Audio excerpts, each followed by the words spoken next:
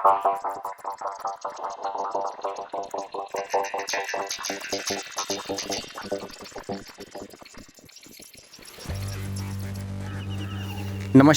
मैं कुमार और आप देख रहे हैं स्टार मिथिला।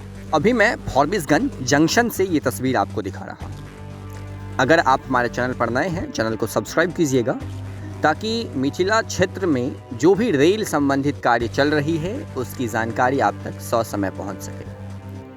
फॉरबिसगंज जंक्शन और फॉरबिसगंज दरभंगा रेलखंड या फिर फॉरबिसगंज सहरसा रेलखंड किस प्रकार से राजनीति का शिकार हो गई है, हम इस वीडियो में आपको बताएंगे।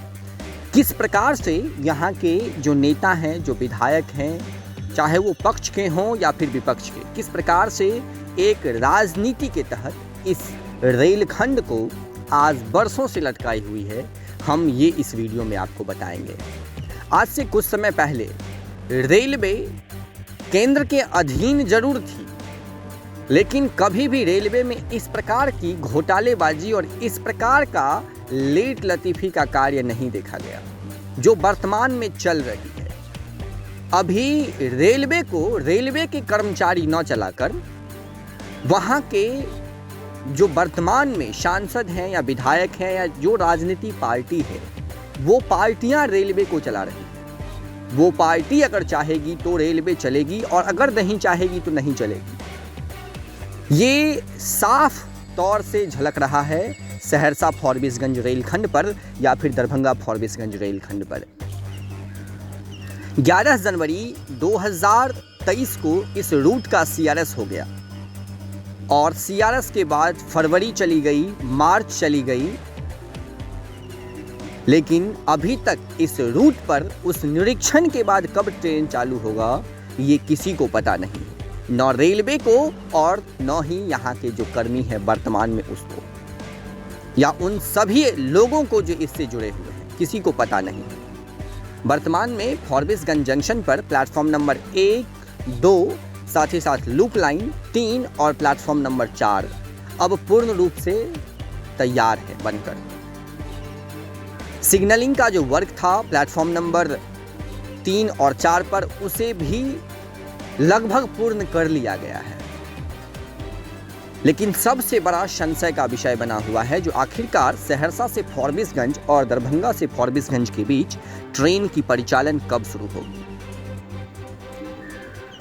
अभी वर्तमान में अगर देखा जाए तो सहरसा से फॉरबिसगंज या दरभंगा से फॉरबिसगंज कोई भी ट्रेन सेवा नहीं है, जिससे लोगों को बसों की यात्रा पर निर्भर रहना होता है। अगर दरभंगा से फॉरबिसगंज के बीच या दरभंगा से कटिहार के बीच सीधी रेल सेवा शुरू कर दी जाती है तो न सिर्फ ये भूभाग एक होगा, ये मिथिला एक होगी, बल्कि यहाँ के लोगों को काफ़ी फायदा होगा, जिसको यहाँ की राजनीति पार्टी लटकाई हुई है। घोटालेबाजी चल रही है जिसको देखने वाला कोई नहीं है। तस्वीर अभी आप फॉरबिसगंज जंक्शन से देखे हैं, जहां लगातार ड्रामेबाजी की जा रही है। पहले सीआरएस निरीक्षण से पहले सीताधार के पास ट्रैक लिंक नहीं किया जा रहा था, जो जंक्शन तैयार करनी थी उसे नहीं किया जा रहा था। सीताधार नदी के पास किसी कारणवश ट्रैक लिंक हुआ, अब उसके बाद फॉरबिसगंज जंक्शन तक सीआरएस हो गई। सीआरएस के बाद फॉरबिसगंज जंक्शन पर प्लेटफॉर्म नंबर 3, 4 तैयार नहीं था, इस कारण से ट्रेन की परिचालन नहीं हुई। और जब अब जाकर के प्लेटफॉर्म नंबर 3 और 4 तैयार हो गया है, फिर भी इस रूट पर ट्रेन की परिचालन कब होगी, ये एक बहुत बड़ा संशय है।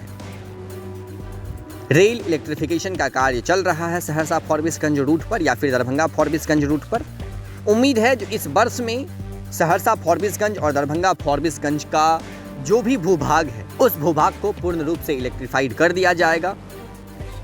ड्रामेबाजी तो लगातार चल रही है, जो इंटरसिटी एक्सप्रेस चलेगी कटिहार से दरभंगा के बीच, जोगबनी से फॉरबिसगंज सरायगढ़ होते हुए पटना तक, लेकिन ये ड्रामेबाजी आखिरकार धरातल पर कब उतरेगी, इस चीज़ को आप देखने के लिए जुड़े रहें स्टार मिथिला से। हम बहुत जल्द अगली तस्वीर के साथ हाजिर होंगे जो अपने क्षेत्र मिथिला से होगा। धन्यवाद, आप देख रहे थे स्टार मिथिला।